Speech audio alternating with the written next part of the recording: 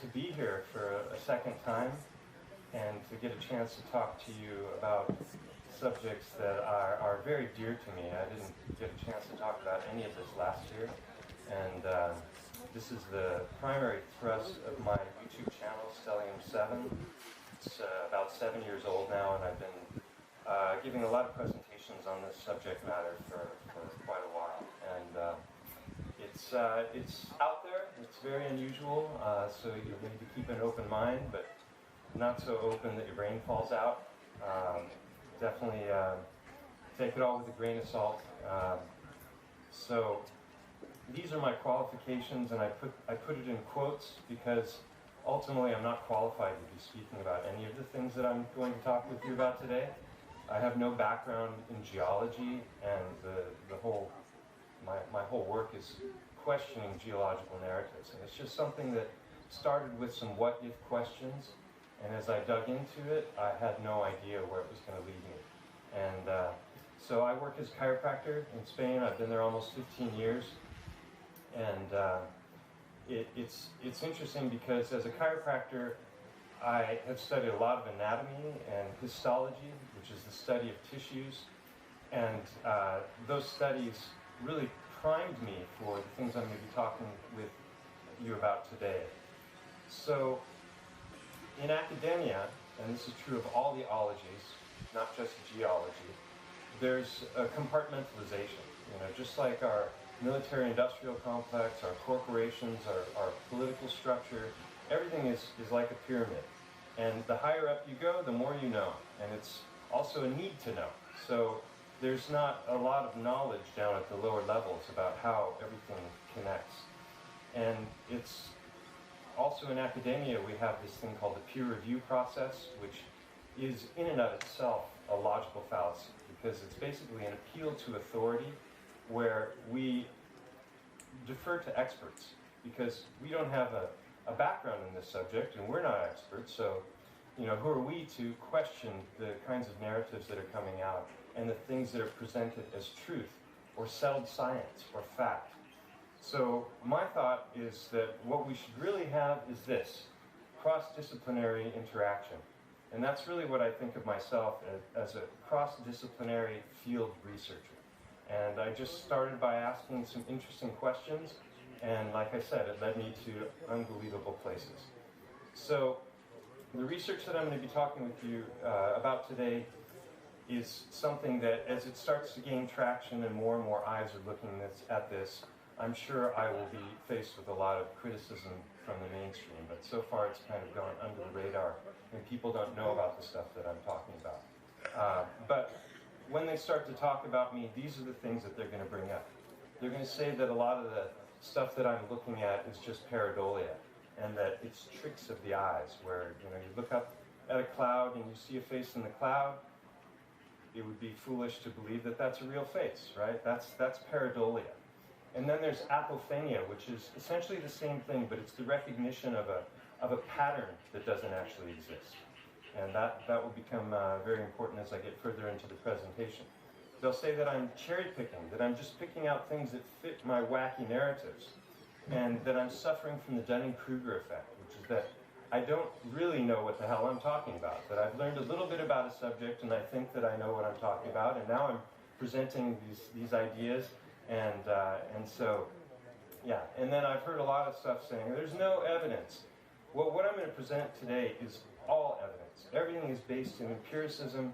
There are things that you can look at, you can actually hold, and so to say that there's no evidence is ridiculous, but it might be that the evidence that's there doesn't actually match what I'm talking about.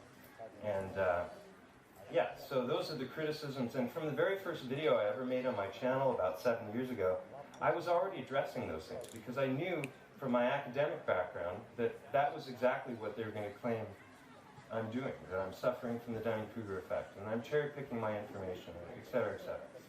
So I'm a big fan of the scientific method when properly applied.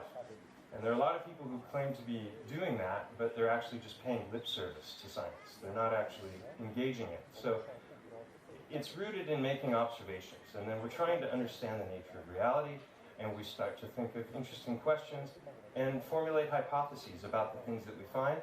And then, as it says there, we develop testable predictions. Sorry, I just need a little bit of water. And then ideally it should be a little feedback loop where once you have tested those predictions, you get new information and then you engage in the process again. I just came from an event in Australia called the Living Tree Festival, and the theme of the event was exiting the rabbit hole. And as we get into this questioning mainstream narrative pattern, you know, where we go down all these different rabbit holes, it can lead to some very dark places, right? And a lot of people end up becoming more afraid because of the kinds of things they learn. And, you know, we saw the sorts of things that governments around the world were doing to us through the COVID times, and to really to dig into it and find out what's really going on, who's behind things, what the agendas are. It can really leave you feeling afraid. And so I coined the term prospiracy as opposed to conspiracy, right? Con being negative and scary, and some people never make it out of the rabbit hole. Some people are, you know, they want to run to the hills and start prepping, and you know, they're waiting for the final battle, so to speak. But there are a lot of rabbit holes that when you start to go down them, and you really get to a point where you know that certain narratives are lies, it's a very empowering thing because it leaves you feeling less afraid. And we saw that a lot with COVID. I think if you look at you know, the truther community, whatever that is, across the board, pretty much nobody fell for it, right? And it's hard because we're seeing our loved ones, our families, they're all just buying it all hook, line, and sinker to the point where they're taking experimental shots in their arms and they have no idea what they are and what they're going to do to them, and it might, you know, compromise their health permanently. And so I say that learning how to exercise discernment became a matter of life and death during COVID. Because if you hadn't gone down those rabbit holes and you hadn't found out for yourself unequivocally that we were being fed a whole pack of lies about a whole lot of subjects, then you probably fell for it. And a lot of people that I love did. And so, you know, there are consequences. So this all began for me about 10 years ago. I was well aware that the moon landings were probably a hoax, and that everything that we have been seeing from the space organizations like you know, SpaceX and NASA there's just no evidence for the claims that are being made, and you find all kinds of things like CGI glitches and harness fails and bubbles in space, and it just goes on and on and on. And when you dig into it, it becomes very, very obvious that they're faking things. And the question then is, why are they faking things? If they're really doing what they're claiming to be doing, it should be very easy to present proof that's undeniable. And what you find when you go looking is that there is none. So, yeah. They say that thing went to the moon 6 times. Right? It doesn't even look waterproof. So, yeah, so the heliocentric model, this is what we all grow up believing is reality, that everything came from this big bang and a whole bunch of random particles bounced together, and gas, which normally disperses, suddenly decided to be attracted to itself and create matter. And that matter can be so big that it creates black holes and everything in between. So there's a researcher named Rob Skiba, who passed away some years ago. Rest in peace, great man. I got the chance to meet him, and he was as nice in person as he seems on camera. He once said of this model that basically what they're telling us is that we're going from primordial goo to you by way of the zoo. Right? And we're told this happened something like 16.4 billion years ago, and then that gives us the age of the Earth also, when they have all of their dating techniques, and we're talking about a 4.6 billion year old Earth, and we have all of these different eras Like even in the mainstream model, they talk about catastrophism, and they talk about these 5 great times where pretty much all the life on Earth died. And the most recent of them being the 65 million year ago comet strike that supposedly wiped out the dinosaurs. So when it comes to the age of the Earth, this is one of the things that they tell us. It makes sense that as you go further down, things get older. And so we're told that, and I'll get into this in a moment, that all of the plant and animal life are dying and laying down, and that's creating these layers, and those layers lead to pressure, and then that pressure starts to change the rock. But the basic idea is that they can look at these different layers and they can determine, based on the fossils that are in the layer, how old that layer is. But there's also circular reasoning that happens where they tell us how old the fossils are based on how old the layer is. And so, you know, this is the basic idea that we had all these giant reptiles that were roaming the Earth, and a comet struck, wiped them out, and that's where we get our oil. That there's this, you know, somehow I've never seen any evidence of a body turning into crude oil, but apparently that's what's happening deep down in the Earth, and it's a limited supply, and that's where we get our narratives of peak oil and whatnot. So along the way, I started coming across all kinds of other really interesting little rabbit holes to dive down. Mud floods, Tartaria, star forts, world's fairs, orphan trains, asylums. It just goes on and on. Each one of these little narratives, when you dive into them, completely dismantle what we know about history. And there's no time to go into that in detail in this presentation, but that's kind of where it began for me. And then we have all of these different themes, and a lot of people get hung up on their little pet theories about one of those particular topics, and then they want to over-apply everything to that. And so they kind of have their blinders on, and it's like, if it's not this, it's all crap. And I'm more of a syncretist in the sense that I like to look at where things overlap and where do the dots connect. And so for me, the answer is E, all of the above, right? That there's a bit of truth to each of them, but it takes a lot of work to determine where one thing applies and where another thing applies.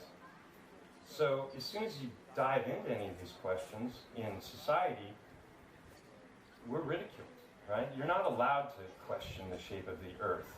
You're a fool if you do that. We've known the shape of the Earth for hundreds, if not thousands of years. If you dig into that, or the moon landings, or gravity, or any of these subjects, they're going to mock you, and they're going to shame you, and they're going to think, wow, this person lacks discernment. I can't trust a word they say if they're willing to believe such batshit crazy ideas, right? But here's an interesting thing that relates back to the scientific method that's important to remember, is that the burden of proof lies on the one making the positive claim. So a lot of times when you start to question the Earth-shaped thing, and you dig into that, and you start to unravel the threads of other people's realities, they're like, well, where's your model? You've got to replace it with something that works. And we can predict eclipses, and we can do all of these things that prove that it's a ball and that it spins.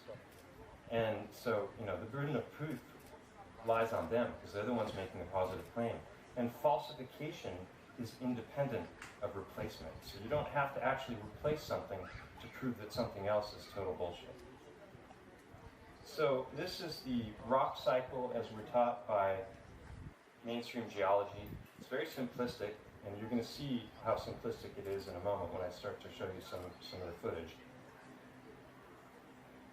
But the basic idea is what I said before, is that plant and animal life are dying and compressing over long periods of time. And then that compression leads to what we call metamorphic rocks. So all of that pressure and heat causes these materials to start to swirl and melt and become much denser. And so that's where you get your kinds of stone like marble that they almost look biological. It's very interesting how they do that. So we go from sedimentary to metamorphic, and then as things compress far enough down, you get magma, you get lava.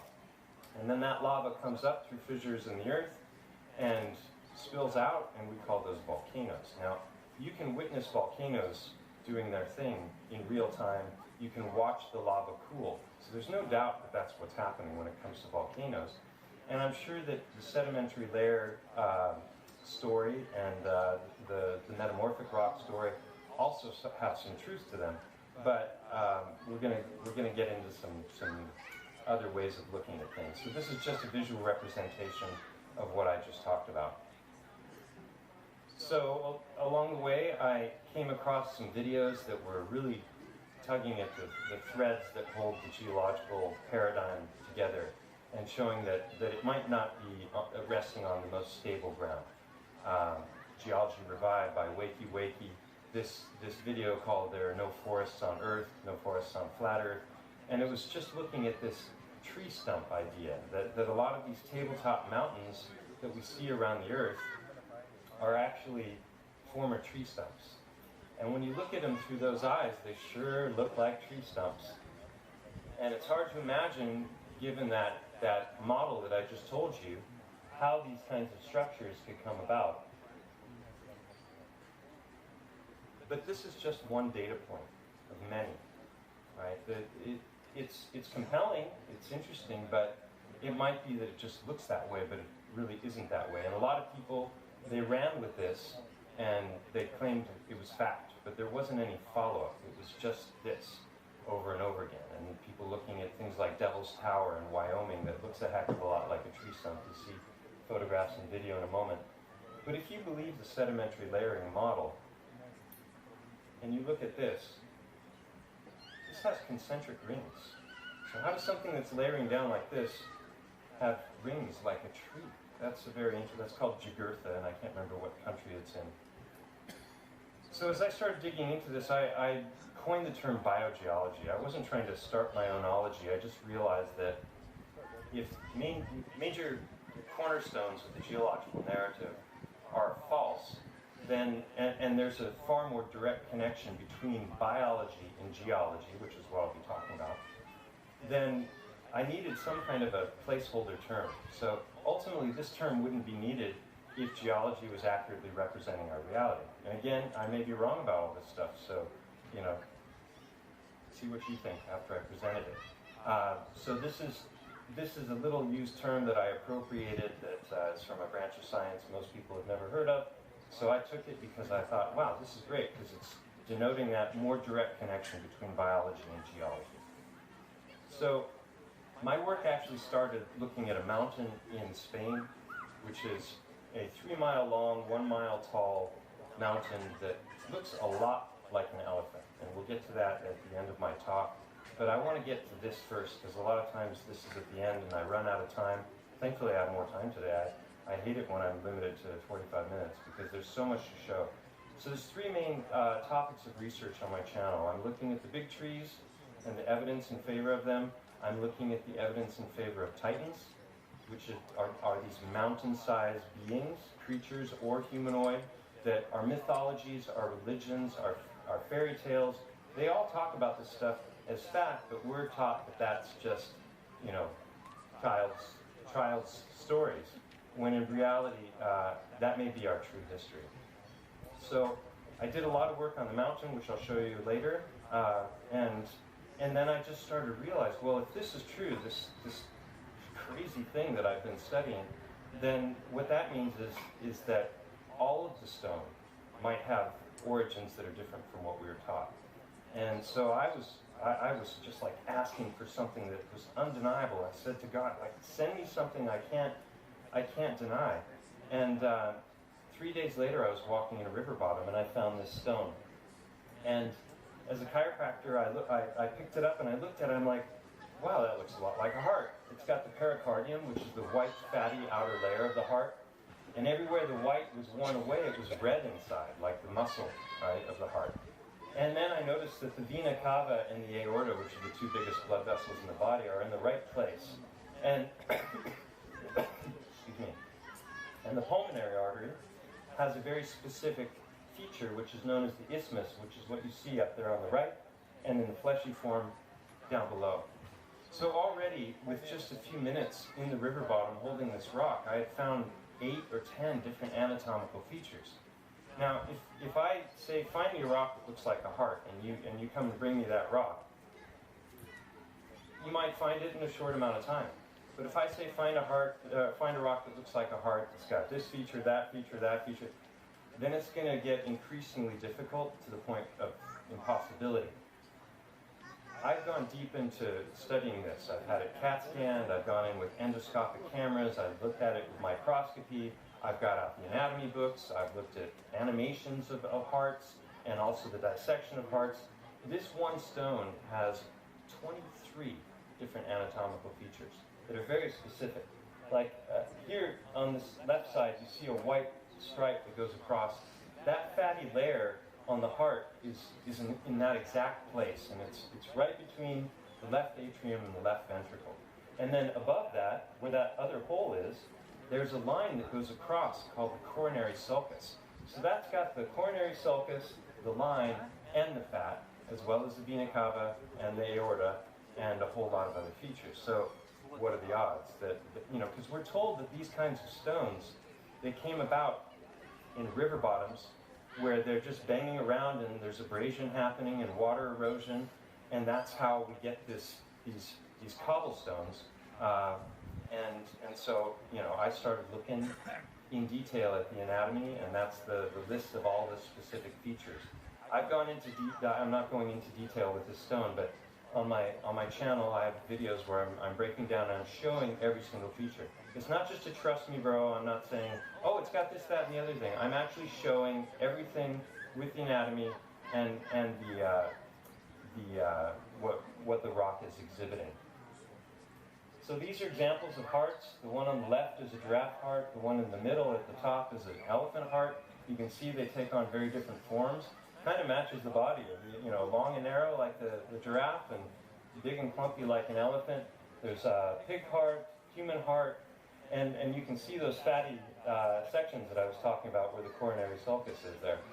So the heart can have varying morphologies, but they're all more or less the same in their anatomy and the way they function.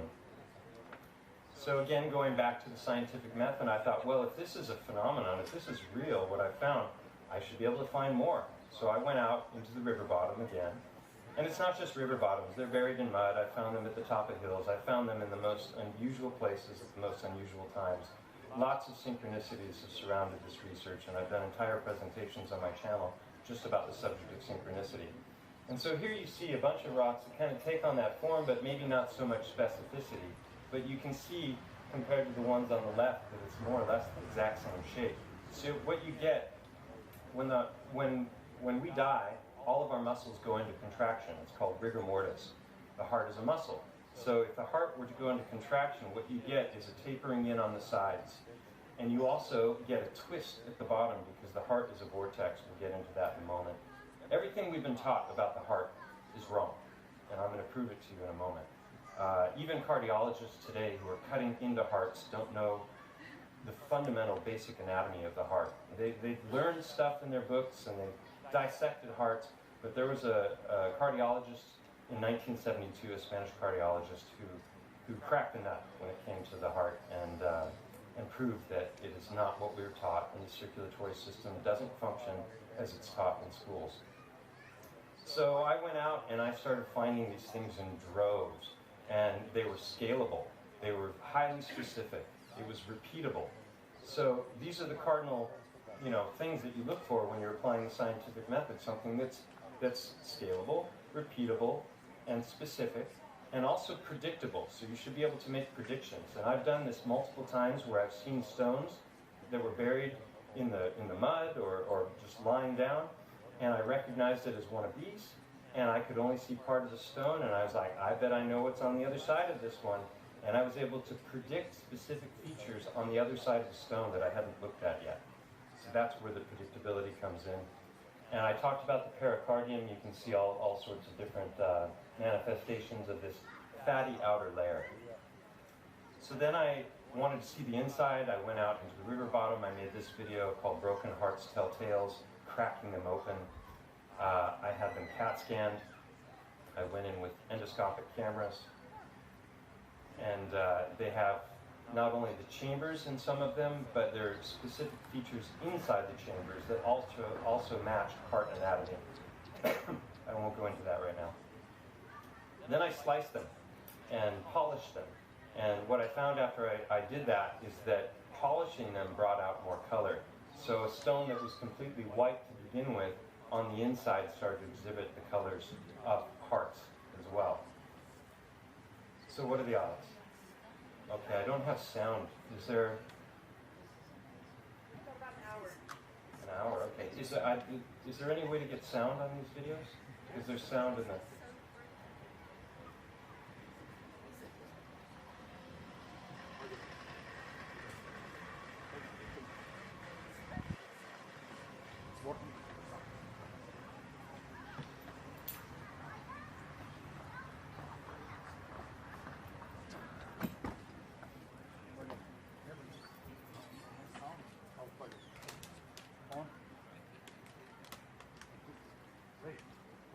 Oh, sorry.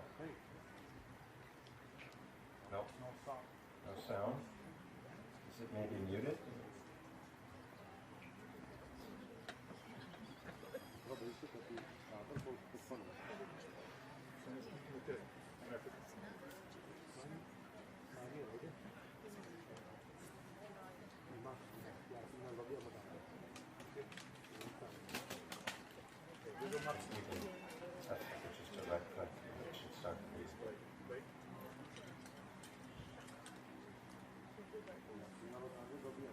Kind of important for some of the other videos I'll show.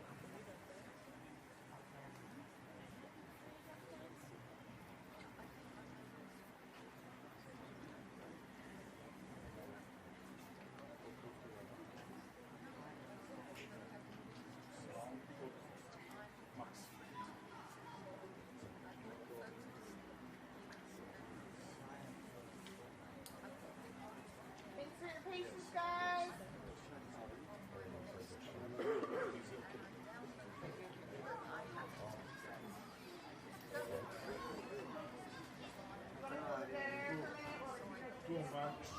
Yeah, I just thought I'd give them a few minutes to get this sorted. So you're learning new things? Enjoying the sunshine?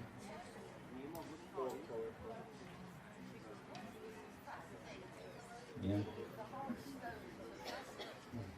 So what did you learn? What did you learn? Yeah? Yeah? Yeah?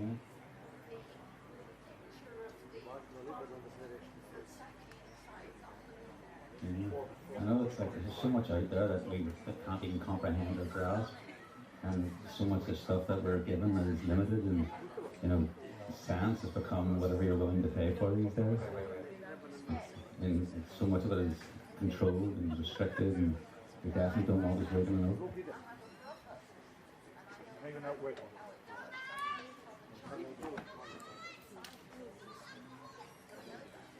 I know science is so corrupted now that basically you can't trust science. I don't know.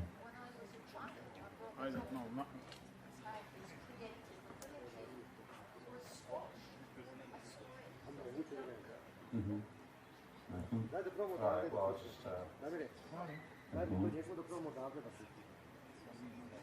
Anybody else want to comment or share anything that they've learned about what they've heard so far? You back on? Yeah, I'll just describe what's being said in the videos. So, thankfully I have more time. So this is just me showing the cardinal features of these stones. So you've got the tapering in on the sides. As the heart is unraveled, and I'll show that in a moment, and you roll it back up, there's meeting points of the different fibers, and that's what I'm showing there, is that there are very specific lines that are in the correct places. At the top, there's the indentations for the aorta and the vena cava, and a great many of them. Some will be pink, and they'll turn red when you put them underwater. The color comes alive. These two are highly specific. You've got the indentations. There'll be creases or actual openings at the top, and what are known as sulcus lines, which is those meeting points of the heart fibers. And then, as I learned from the cardiologists that I'll present in a moment, The heart also twists when it's contracting, and many of these stones, if you look at them from the bottom, they look like a propeller blade. They've got that twist. So if you think about something banging around in a river bottom, what are the odds that that's going to happen over and over and over again, that it's going to exhibit all of these specificities? You can see that one's broken. Many of them, when they're broken, they're a lot darker on the inside. And these are all complete in and of themselves. If a rock has a fracture, you can immediately see the flaw. And this one is beautiful as well. There's the aorta and the vena cava. So they take on a lot of different shapes, but this is a highly specific repeating pattern that shouldn't exist in the mainstream geological narrative, and I've never heard it described or discussed anywhere. So this is the evaluation criteria that I came up with. These are the features that I was finding over and over again in the stones. And obviously the more on that list that you find, the more likely it is to be a heart, if I'm right about any of this. So that begs the question, if these are hearts, why are they found outside of the body? Now, I've had people ask me, was this some kind of a sacrificial ritual where they remove the hearts? And the answer is no, because I've got them in, millimeters long to, much, much greater, and I've seen some out in the field that were far too big to bring back. So I realized early on that just because I can't explain the why of it doesn't mean that I should throw out the empirical information, right? And eventually I came to the understanding that, well, whatever is petrifying these organs must have destroyed the outer body in the process, otherwise they would be found petrified in the body. And so I came up with what I call boiled egg theory, and if you take an egg and you crack it open, it's liquid. You boil it for 10 minutes, it hardens, right? Well, what if you boiled it for a lot longer at a much higher temperature? You certainly wouldn't want to eat it. But also, the outer shell of the egg will crack, and then the proteins will leak out. Whereas the pericardium is flexible. It's supporting the beat of the heart. So if there's that contraction on rigor mortis, the pericardium would allow for that without the heart leaking out. So yeah, that's I call it boiled egg theory, and time will tell whether there's substance to it or not. Another question I get is, where are all the bones? Where are the muscles? Where's the rest of the body? And it's an interesting thing. If you take bone and you put it into a crock pot and you cook it for hours, it turns to sponge. And then eventually it'll turn to a gel, and then eventually it'll turn to bone broth, right? So just cooking bones causes them to waste away to nothing. So this is the video that I really wanted there to be audio for, and this is about the life of Francisco Did you know that almost everything we're taught about the heart is wrong? Most everyone today, even doctors, still believe the heart to be a 4-chamber pump that pushes blood through a mind-boggling 60,000 miles of narrowing blood vessels to fuel our 40 trillion cells, then filling again as if by magic on relaxation. Well, that theory was thoroughly debunked by the Spanish cardiologist Francisco Torrent Guas back in 1972. After dissecting thousands of hearts, Guas finally discovered the heart's true structure. The heart's far more amazing than we ever knew. It's like a rope, a long tube wrapped into a knot. Instead of being pushed, the blood is pulled through the heart in 2 spiraling vortices. This has been proven with CAT scans, functional MRI, and positronic emission. Here they've blown up the heart with gas, and you can see that not only does the blood vortex, but the heart fibers themselves vortex. So they blew it up with gas while doing CAT scans through the whole heart. And so literally the heart fibers, so what you have is a dual vortex. So anyone who knows what a toroid is, you've got this donut shape that has an hourglass shape in the middle, and if you're looking at magnets, you have a singularity in the center, which is that dark space, the counter space, where the entire magnetic field emerges from and goes back to. That's what our hearts are. We have these little perpetual motion devices. It's like the arc reactor of Iron Man. That's truth in plain sight. We all have these. And the heart exhibits the most powerful electromagnetic field of the whole body and extends outward. And this might be why they wanted us 6 feet apart, so we couldn't charge each other up. So this is just looking at the fibers, and you can see the bottom, the spiral. And when I watched a video, so I had already been documenting the heart stones before I came across this man's work. Some people made comments on my channel. I was like, oh, what's that about? I went and watched a documentary about this man's life, and it utterly blew my mind because I didn't know anything about what he was teaching about the heart, going back to 1972.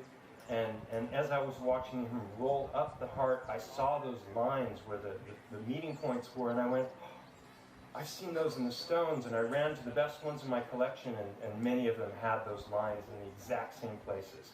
And then there's an animation that I showed there where they tilt the heart as it's contracting, and you see that twisting spiral. And I looked at the stones from the bottom, and they were twisting in the same way. So the likelihood that this is happening through some kind of random erosion, I think, is zero. I'm sure geologists would disagree with it. So I made a video called Helical Hearts, Petrified Organs and Synchronicities. And this is an utter mind blow. So I told you about the mountain, which I'll get to in a moment, the research that's how it all started for me.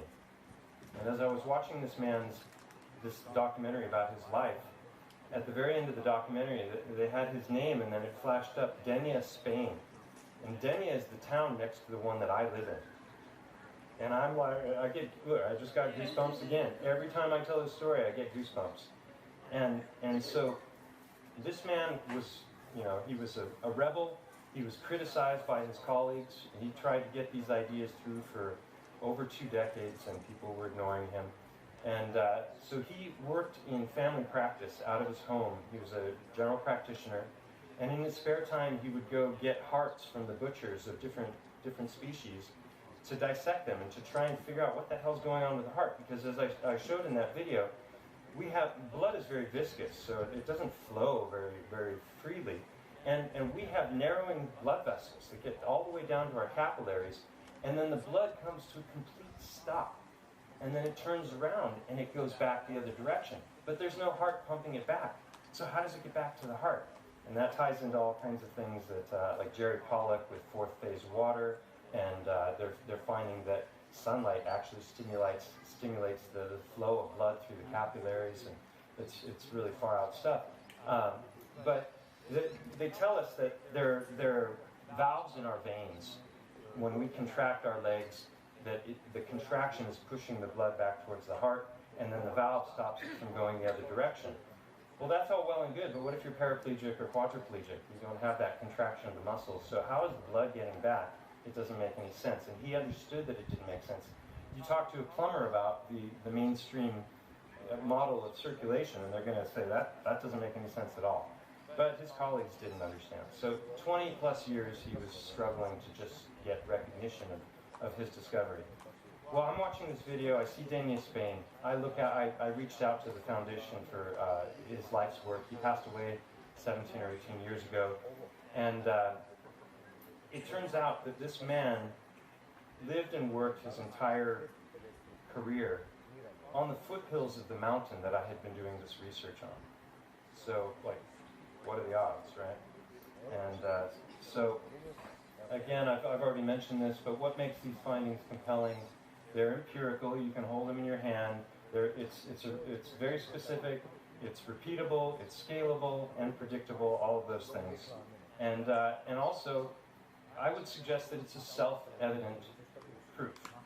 And so when we look at Wasp dissecting the heart, and he unravels it, and then he rolls it back up, you don't need proof that that is the structure of the heart, especially if you can do it over and over again on a bunch of other hearts. It is the proof in of itself, right? So it's self-evident. So as I started making videos about this, people started sending me photographs of rocks that they had found. And people started to go out in the field, because once you see this pattern and you learn to recognize it, you can find these on your own. So this gets back into, they want solutions-based talks here, something that's of value to us. Like if the very nature of the ground under our feet is not what we were taught, that's kind of an important thing, right? You need to know who you are, where you come from, what is our true history, what is the nature of our physical reality, and if all of those things are lies or they're there are many aspects of them that are based on faulty reasoning or just flat out errors or intentional lies, then how good are you going to be at discernment when it comes to understanding important things in life? So these are very important things. So there's the prospiracy act of things, side of things, like, you know, with comet strikes. How many people here are afraid that there's going to be a rock that's going to hit us and wipe out the human race? One guy, okay? How many are afraid of viruses? Same dude. Get him out of here. Right? So when you dig into things like nuclear power, you find that, oh, wait a minute, gravity, as we were taught, maybe doesn't have an actual scientific basis. And I think Stephen Young is probably going to touch on that one in his talk, hopefully. So if gravity isn't what we're taught, then neither is nuclear physics. And he's got a PhD in nuclear physics and quantum physics, so he's qualified to talk about these things far more than I am. But I'm not the least bit afraid of nuclear war anymore. It doesn't mean there aren't big bombs that can do a lot of damage. Clearly there are. So yeah, so people started sending me these stones from all over, and all I could figure was that there was some kind of a mass cataclysmic petrification event. And initially I settled on volcanic activity, because when a volcano blows, it can blow at up to 1,500 degrees Celsius, and the winds can move at the speed of sound. That's a pretty powerful force. That's a force that might destroy the outer portions of the body in a very short amount of time. And so the boiled egg theory that I talked about, our organs are in our chest and abdominal cavities, right? They're actually floating in fluid. They're anchored in place. And they're surrounded by what's known as the pleura, which is this thick, fatty sac which makes up the chest and abdominal cavities. Kind of like a pressure cooker. So if the outer portions of the body were being utterly destroyed, then everything inside would boil. And that's how I settled on the boiled egg theory, because, you know, it was the only thing that made sense, because I was finding the stones. And let's get back to the trees for a moment.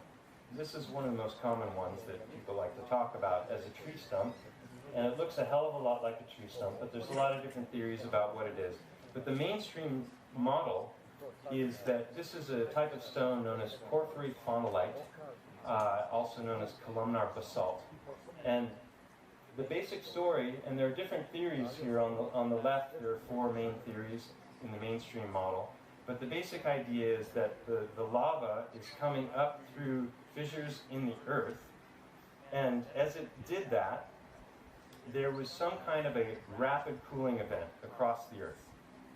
And that's not hard to buy when we know that there are mammoths that are from the Younger Dryas period, like 12,000 years ago roughly, that are still frozen in ice, and we don't see mammoths walking around. So clearly there was a very rapid cooling event that happened. And what they're saying is that as this lava came up through these channels, the rapid cooling occurred, and then the lava expanded, but there was nowhere for it to expand, and so that gave rise to these honeycomb patterns, which when you look at them from above, it looks like a beehive. So the mainstream, that's the mainstream narrative. And then when we go back to the ancients, we have, this is the cosmological model of the Norse, the Norwegians. You've got Yggdrasil, which is the great tree that's at the center of our realm. And again, you're looking at a toroidal structure here, right? You have the firmament, and many of the cosmologies talk about this. There's also ancient maps that are showing a 4-continent system. And at the center of that 4-continent system, at the North Pole, is a mountain called Rupes Nigra, which is the black rock, and it's said to be magnetic, and that's why our compasses point there. And I think it's also a great explanation for the aurora borealis, which spiral in, right? If you have this spiraling of a vortex, as it gets closer and closer to the point of singularity, that speed increases, and that could be giving rise to these electromagnetic phenomena that we call the aurora borealis. And then other cosmologies have this concentric sphere thing, the music of the spheres, and our luminaries are said to be moving about within those spheres. And then we have this movie, Avatar, the #1 movie in the world for like over a decade. And I think it's a pretty good example of what may be truth in plain sight, where you've got them going to another world, and they're just destroying the world to mine for this, I think it was called unobtainium or something like that, and down comes the great tree. And I don't know about you guys, but I definitely shed tears when that happened. And I think there's something deep within our psyche and our collective consciousness that speaks to our hearts about this, and there's a lot of truth drops in Hollywood that suggest that this might be our real past. And that's the conclusion that I've come to, is that our mythologies, our religious texts, our myths, our fairy tales, our legends, that is our true history, and everything that we've been given from heliocentrism forward is a pack of lies. And as it says here, there's only one that doesn't match, and normally there's a Tesla floating there. I can't see the Tesla, but they launch rockets up in space with cars that don't seem to have tires that explode or melt, or goes through the Van Allen radiation belts without any problems whatsoever. I mean, it's just absolutely absurd when you start to really look at it with discerning eyes. So this is what lava looks like. And if you notice, there's not a single straight line anywhere. And we're told that through some magical event which we can't witness, that happened millions of years ago, that this all magically just formed these hexagonal columns. So I would ask, like, even with these images, how the heck does it do this? You've got honeycombs within honeycombs. So even if you buy the hexagonal thing coming from this rapid cooling and pressure, how does that happen? How does that sloping line, it looks like it was sliced, how does that happen? Right? These are many of the different manifestations of columnar basalt that you can find around the world. I got to walk on that one on the right when I was a kid. It's pretty cool. Devil's Post Pile, I can't remember what state it was in. It might have been in California. So even if you buy the mainstream narrative, when it comes to this stuff, explain this to me. How the hell does that happen? They're all different sizes. They've got concentric triangles in them. This just doesn't make any sense at all when you're thinking about sedimentary layering and pressure and more pressure and then lava. It's so simplistic. It's literally childlike. And in fact, that's what they give us. They give us cartoons. They show us cross sections of the earth where they know every single thing that happened all the way down to the magma, the molten, supposedly spinning core of iron that somehow magically gives rise to our magnetic field, despite the fact that magnets, they lose their coherence when you melt them, all right? And yeah, so more trust me, bro stuff, in my opinion. And then again, if you buy the hexagonal column story, how do you get the circular stuff that's in the middle of the column? It doesn't make any sense. And even if you think it does, explain this stuff to me. So this is why I coined the term biogeology, because I think that what we're looking at here is biology of creatures that were of great size and that they petrified in different ways.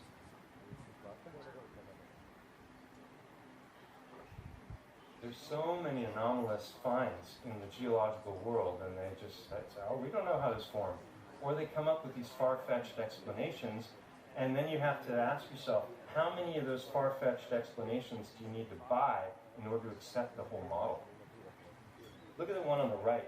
See how it's got the lines like, going through that rock? But those lines continue up into this, what looks like a cellular structure.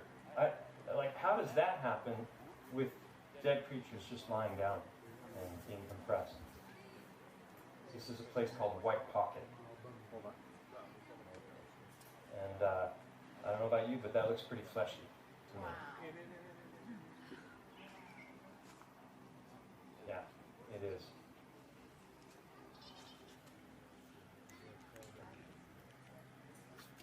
Dinosaur tracks, in quotes. So again, getting back to your sedimentary layering, hopefully the audio will work here. So they tell us that we're looking at millions of years of activity, and it's absolute BS. That's easily disproven, and was disproven It doesn't mean it doesn't also happen, but to say that this is how all the layers around the Earth formed is ridiculous when you think of the Ring of Fire and all of the different volcanoes that are around that ring. Imagine an event where 1,000 volcanoes were going off at the same time. These layers that you're looking at here were formed in a matter of hours when Mount St. Helens erupted. As the grains were being propelled over the surface in a slurry, the particles separated coarse and fine into thin layers. I had thought that a catastrophe would mix up all the particles and make a homogenized deposit. Boy, was I wrong. Right here, a pyroclastic flow moving at freeway speed or higher can separate particles into coarse and fine. So layering doesn't require millions of years, thousands of years, or even hundreds of years. It can form rapidly in this slurry flow process. So Mount St. Helens tells us something really interesting about how rapidly strata can form. There's even micro-thin lamination in this deposit. It's remarkable. Yeah, so that's a deal breaker right there. Which gets into this question of like, well, if those are trees, who cut them down? Because there's a lot of flat tabletop mountains around the world, and we have the tipuis, which I'll show pictures of in a moment, and that gets back into these mythological tales. We've got Paul Bunyan, a mountain-sized guy in North America, going around with his blue ox and cutting down the great trees. And Medusa, right? She's the goddess of rapid petrification. Here's another crazy synchronicity. The river next to the mountain that I did all of the research on is named Gata de Gorgos. And the Gorgons were the three Greek sisters in Greek mythology, one of whom was Medusa. So literally the river next to the mountain that I was investigating is named after the goddess of rapid petrification. And yeah, so Perseus had to cut her head off in order to get to petrify the Kraken, a mountain-sized creature, in order to save Princess Andromeda.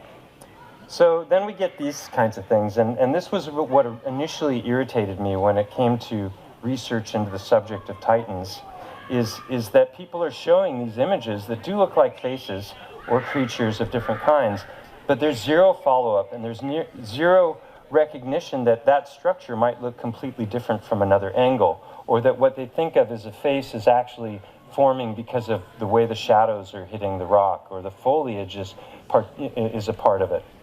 So I was really frustrated about that. I mean, this is one that I would want to check out, because those caves there are in the right place and they're the right size for eye sockets, right? If there's any truth to this narrative, there should be anatomical features inside those caves that match the eye socket anatomy, which we'll get into in a moment. Now, mainstream science tells us that this is all impossible because something known as the square cube law, that as you increase the diameter of something, you exponentially increase the volume. So if we're talking about gravitational pull, as something gets larger and larger and larger, gravity should become way stronger.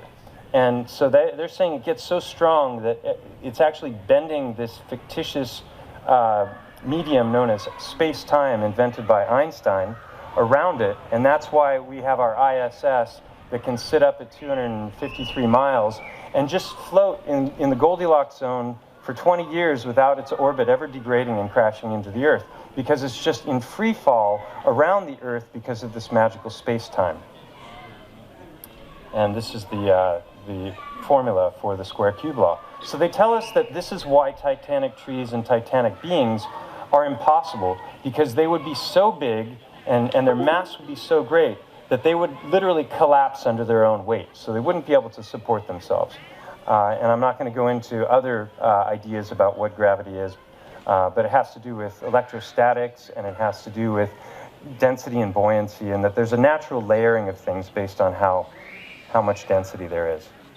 So this is just getting into what I was talking about before, the problems that I was having with the research that I was coming across. It was not research, it was just photographs and a bunch of claims, all those things that I already mentioned. Zero on-site investigations, no anatomical correlations, just people looking at a photograph of something and going, it looks like a face, so it must have been a face. So I approach things very differently. I'm extremely analytical, and so I was looking initially at Google Earth, at this mountain, which you'll see pictures of in a moment. And because it's known as the elephant and it looks like an elephant that's lying on its stomach with its head tilted back. And in the exact right place is a cave that doesn't just, it's not just placed correctly for an eye socket, it has the shape of an eye socket. And then, as I learned later, there's a cave right where the ear canal would be as well. So these are, again, you start to staple, on top of each other these lists of features, and it becomes very interesting, very compelling, almost like Twilight Zoning. Yeah, so, and before I get into the mountain, just why the lie? Because that's often a question that comes up at about this point. Like, why would they lie about this? This is so cool. If it's true, what do they have to gain? And so this gets into the heliocentric model is supported by the geological model. They loop back on each other. And if these great beings once existed, and that is where our elements are coming from, the periodic table. We're told that they're born in the heart of stars, and the stars explode and spread out their novel elements into the cosmos, and then they start to attract to each other, and that's where we get our Earth, right? So if that's not true, why would they lie about it? Well, one incentive is financial. So as we'll get into here with the trees, quartz is where they look for gold. They're looking for quartz seams to find gold, silver, copper. They go mining. And in my reality, quartz is petrified sap. We're told that petrified sap is actually amber, but that narrative doesn't make any sense, because amber on a hardness scale is a 2.5. You can literally dent it with your finger. So you can find quartz, you can find sap that is starting to oxidize, that is hard like stone. Right? And it doesn't need to be petrified to do that. But what would petrified sap look like?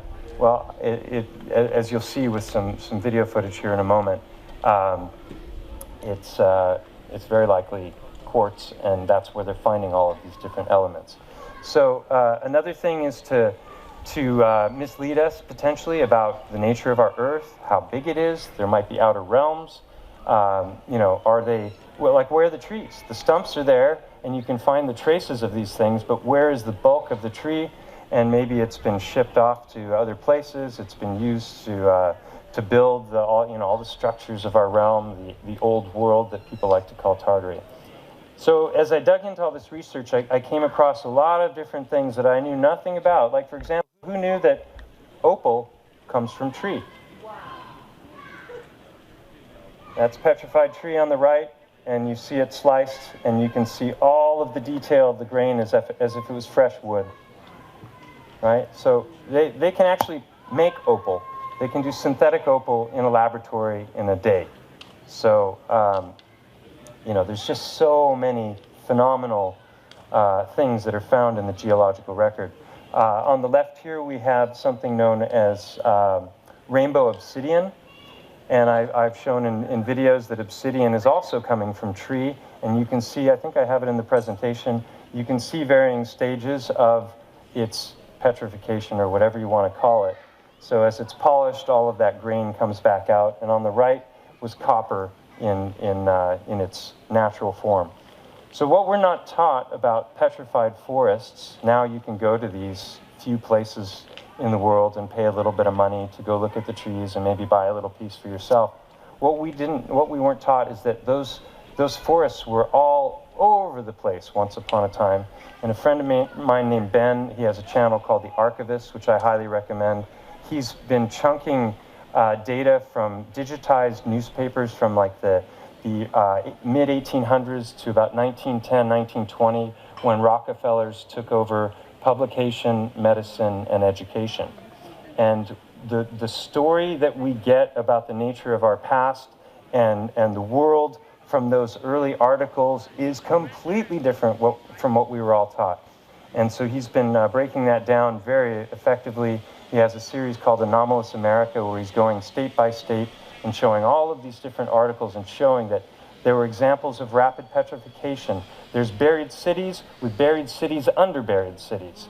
There's gigantism. There are all of these themes that my work was touching on. He was aware of the truth of the things that I was showing, because he had been going through these articles. So he started feeding me these articles. And you can see here that they were pulling out trees, and they were assaying $15,000 of silver to the ton. And that's 100 years ago or more. So that's about $600,000 per ton by today's money. So those forests were harvested because they had copper, silver, gold, and all sorts of different precious gems. And I'm not going to read these because there's no time, but you can pause if you're watching online or whatever. So they've got, there's some old maps. This one I find particularly interesting, and there's a few different variants on this. This is the Giza Plateau before the Sahara Desert existed. And those are the pyramids. And isn't it interesting that they appear to be on top of tree stumps? So as you get into this subject, this slide I made about a year ago. The advent of AI is making it very difficult to discern fact from fiction. And so all of this, the stuff that is in my slides are from images that I've been gathering for years now. And it's just crazy how advanced AI has become when it comes to video and image falsification. So petrification is an indisputed fact. We can see the results of the trees. There's all kinds of anomalous examples of petrification in the geological record. And which begs the question, does this really take as long as they tell us? Because we're told that the petrified trees take 200 to 300 million years to form. That's a long time, right? They weren't back there 200 million years ago to see it happen. They've got all of these supposed dating techniques that tell them, just like they can tell us what's at the center of the Earth, even though the deepest hole ever dug was only 8 miles deep. It's the Kola borehole in Russia. It took them 20 years. They tried with all of their technology to predict what was coming next as they were digging down, and they were consistently wrong. So if we're on a ball, they didn't even get in. If it was an orange, they didn't even get into the very, very edge of the peel of the orange, and yet they're telling us that they know everything all the way to the core. So how fast can things petrify? Well, this is an interesting study. They can make petrified wood in a laboratory in 24 hours that's indistinguishable from naturally occurring petrified wood under a microscope. They just use argon gas, they acid wash it to break down the material so that it becomes more permeable. They use heat, 1400 degrees Celsius. Actually, it's the next slide for that. This is another study I'll tell you about. So 1400 degrees, they let it cool in argon to room temperature, and boom, 24 hours, petrified wood.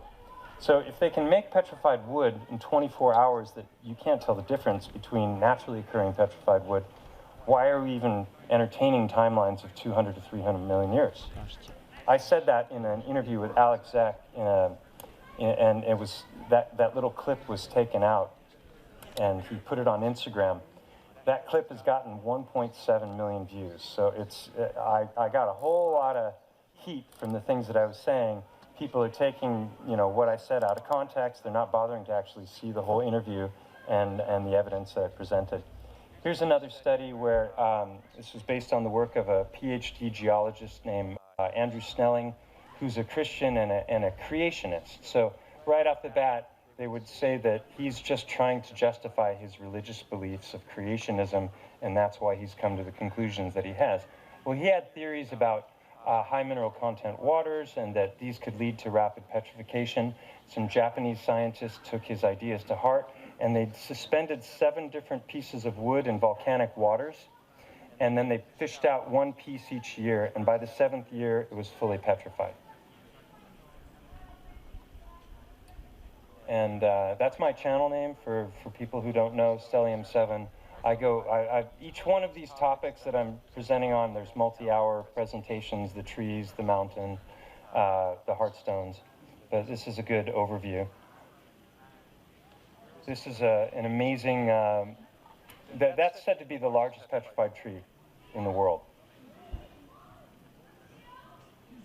There's no sound here, but I traveled with, is there sound? That man is named Mike Alley. He has a channel called Hangman1128. So magnificent. Fun to be here in the flesh and see this After me. firsthand. So if you look at this, you can see all of the detail of wood down to the microscopic. There were times where I could not tell the difference between wood and stone because there's all kinds of broken fragments of fresh tree. And I would pick it up wondering which it was, and half the time I was wrong. But here you see a quartz seam. That's what they would dig into to find gold and silver. And what do they call it when they find it? They call it a gold vein or a gold. So they're using anatomical terminology in geology, which is interesting.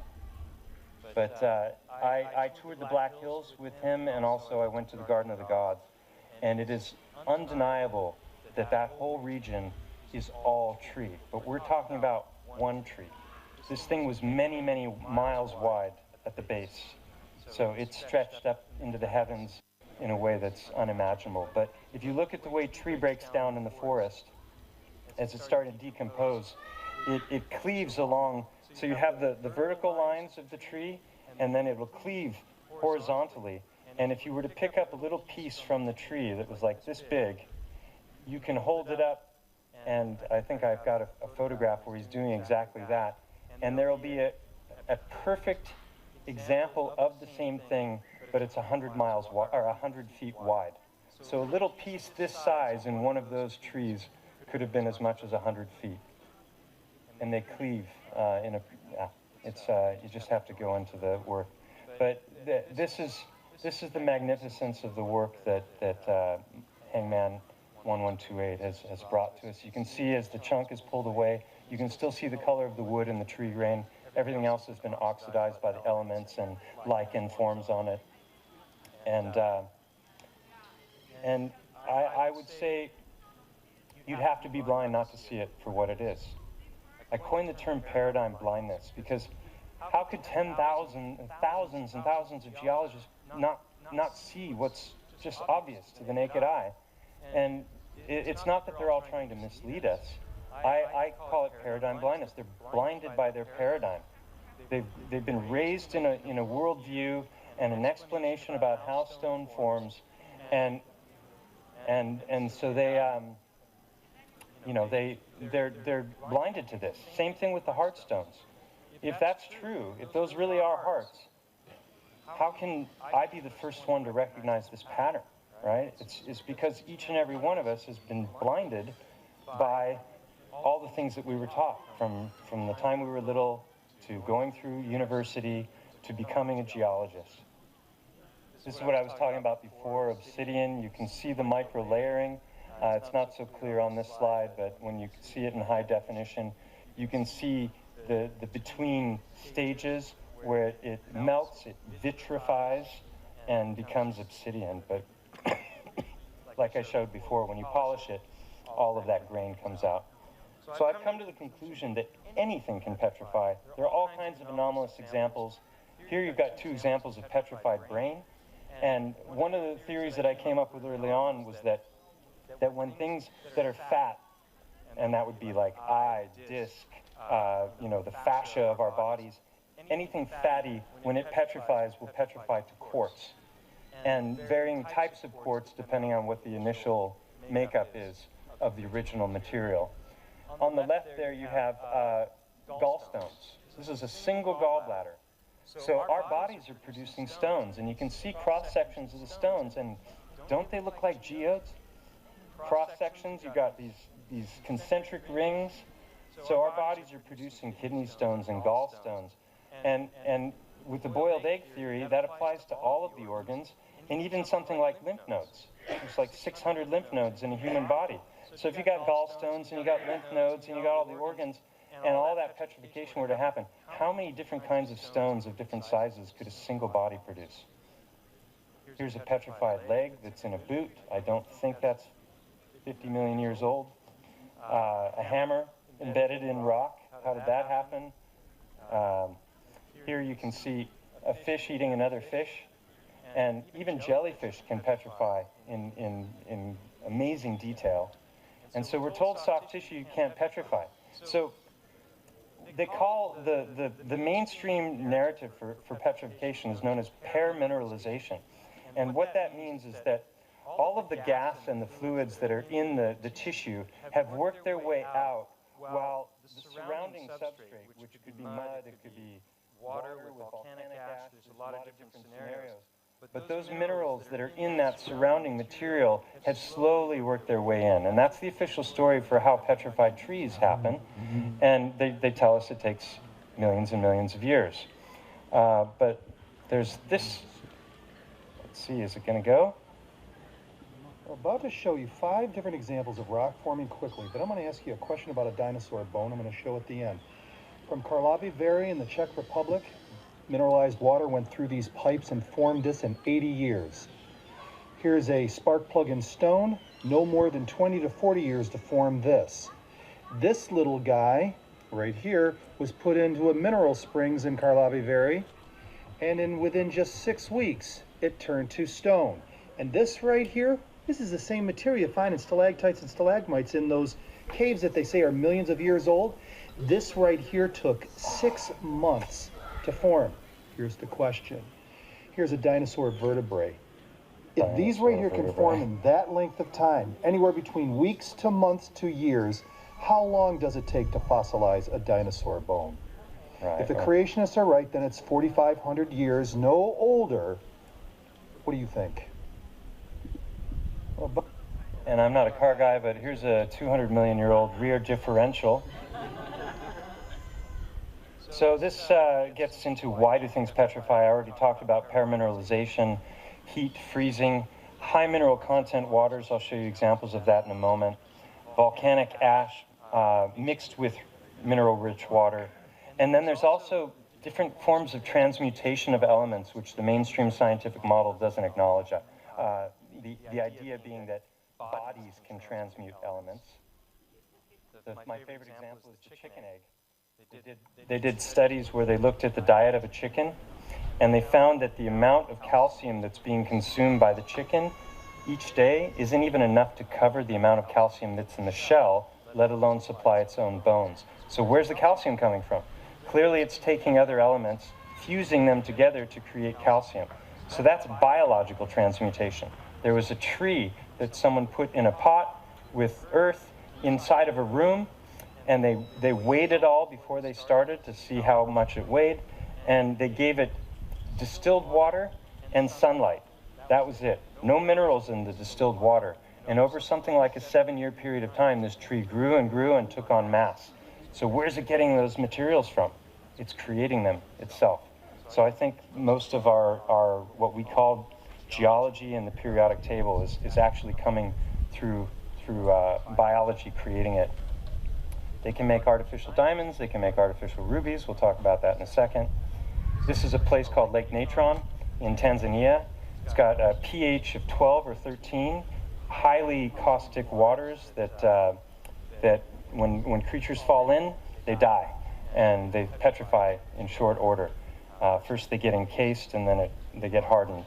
The only thing that can survive are flamingos, which apparently can walk around, doesn't seem to bother their legs. This is Mother Shipton's Cave in England, where people go and hang objects, and within 6 months they're encased and then eventually hardened to stone. So my best guess when it comes to the cataclysm is plasma. I think that there's electrical phenomenon akin to what we're seeing here, where they've just put electrodes into wood and you can see it burns this fractal pattern. And when those two meet, boom, it gets even more intense. And this is what we see when we look on Google Earth all over the place. They're known as Lichtenberg figures. This is the largest plasma storm ever recorded. And the interesting thing about volcanic ash is it's highly conductive. So our biggest electrical storms are over volcanoes. So like I said before, what happens if 1,000 are going off at the same time, right? There could be a time in our Earth's history where that's exactly what happened. These are known as Lichtenberg figures. And on the left, you've got the biggest plasma storm ever recorded, and on the right, you've got the biggest Lichtenberg figure on Earth, which is also known as the Grand Canyon. This is a Fresnel's lens. It's just a big magnifying glass. Anyone who's ever burned something with a magnifying glass? This is a much bigger version, and it starts to melt stone in seconds. So if we have a firmament, you know, if we're inside of some sort of an enclosure, what if that has reflective qualities like a magnifying glass? And what happens, you know, if, I mean, this is all speculation, right? But there's a lot of empirical evidence in favor of these speculations. So examples of man-made instant petrification, or not instant, but very rapid. They can grow opals. Rubies can be made in a microwave. I'll show that in a second. And you can turn wood into coal in a matter of weeks. You just have to use a little bit of salt water, put it inside of there's a father-son team. They did that. They put it in a lead pipe, capped it off, and cooked it for like 2 weeks. And it was indistinguishable from the kind of coal that you would get from a coal seam. I've had people send me photographs of petrified acorns. One woman said they petrified in 1 year. She had a bucket where the runoff from rainwater went into the bucket where there were acorns. They turned to stone in a year. These are not things we're told about. One man, he had a dog who he absolutely loved, and when the dog died, he decided to honor it by burning it on a funeral pyre. And he got the hottest burning wood. I can't remember what kind of wood, but it was like 4 foot wide, 8 foot long, 6 foot tall. The thing burned for like 24 or 36 hours. And when it was done, he went to pour water on the ash just to make sure the fire was out. And the only thing that remained was the heart. And he said that it had hardened. And he didn't have any photographic evidence, but he was like, wow, what an unusual thing. Also ties into my boiled egg theory. This is a man named Girolamo Sagato. There are museums with his life's work in Italy. He knew the secret to petrifying flesh. He could petrify anything. Turn to stone. There was another man named Bruni, I think. There were 3 Italians that knew how to petrify things. And their secrets died with them. So if they knew how to petrify flesh, they had a recipe to do that. And what if that recipe can also naturally occur with environmental phenomena? And we're going to get into that right now. Bog bodies. This is an interesting phenomenon. These are peat bogs. They're found like in the UK and other places in the world. And the waters are highly acidic. And they do the strangest thing. The acidic waters melt bone and melt muscle. So the muscles and the bones dissolve. What happens to all the organs? They harden. So what you're left with is a skin sac filled with hardened organs. And what happens if that sac breaches later and those organs come out? We might call them stones, cobblestones. This is a man, he's showing on I think it's Nighthawk in Sky is his channel name. Nighthawk in Light. Nighthawk in Light is the channel name. And he shows that if you mix chromium oxide with aluminum oxide and you put it in a votive candle and you add a little bit of steel wool for conductivity and cover it with a ceramic lid, you can put it in a microwave, which has a magnetron, which is this very powerful thing that, as I've said before, shouldn't be in anyone's kitchen. And he's creating raw ruby in a matter of 10 seconds. 5 minutes, okay. I'm not going to get to the stuff about the mount. Well, let me fly through this. All right, so anyway, lots and lots of examples of petrification, opalization. There's the acorns I talked about. Here's opal found in its natural environment. And when you look at the area all around it, it looks like wood. So these are silicized portions of the wood. That's all it is. It's silicon-fused wood. So what are geodes? Everything can petrify. I really want to get to the mountain. So how could this be missed by so many? Paradigm blindness, expertitis, I call it, the inflammation of expertism. Where did the trees go? There's large-scale minings, the evidence of it. I don't have time to go into that. That was So this is an interesting thing. When it gets to the trees, now you start to see maybe through different eyes. We've got salt mines around the world that look exactly like tree grain. the upper left are marble caves. You can see the concentric rings there. How does that happen in this sedimentary layer model? This is in Patagonia, the marble caves. Lower right are salt mines. Again, how does that happen? It looks just like a tree knot. What are the odds? You can see all the swirling layers going every which way. Sites like this make a lot more sense when you think of them as wood instead of trying to explain it in their simplistic model, and especially when you see this. Check this out.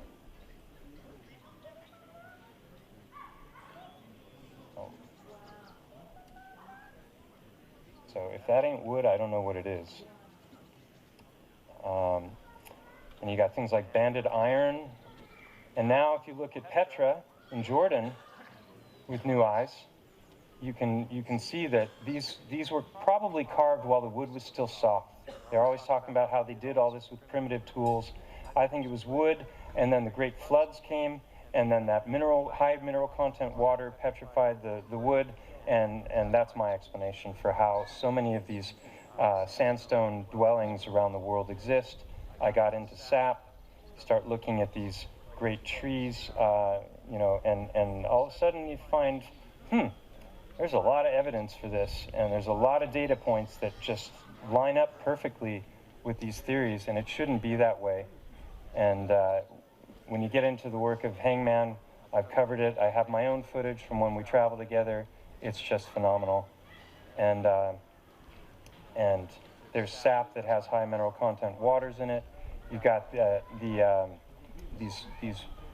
waterfalls that are coming out of trees, and just spurting like fire hydrants. So what if those are roots? Like if you think about a tree that size, and now you think of the much larger trees, we got these channels that people are spelunking, the action adventure twins, and it looks very organic to me. Begs the question, what are lava tubes? I think they're the former root structures of the trees, and every once in a while lava percolates up and flows out through them.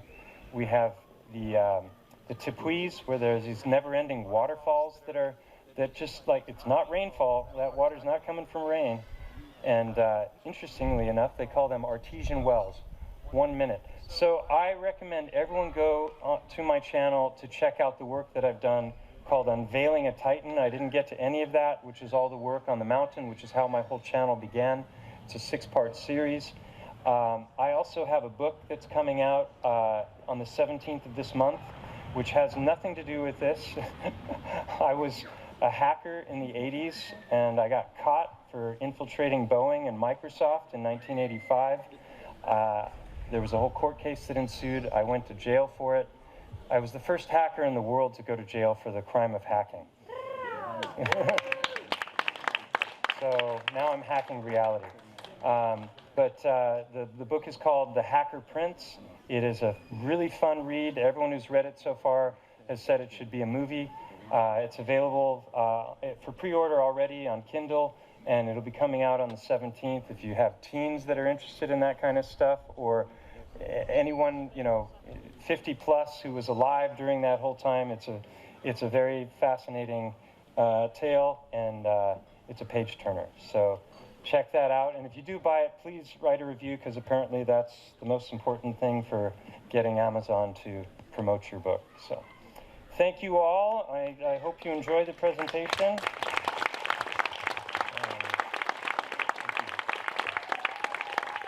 Wow, what a presentation. So much amazing information in there.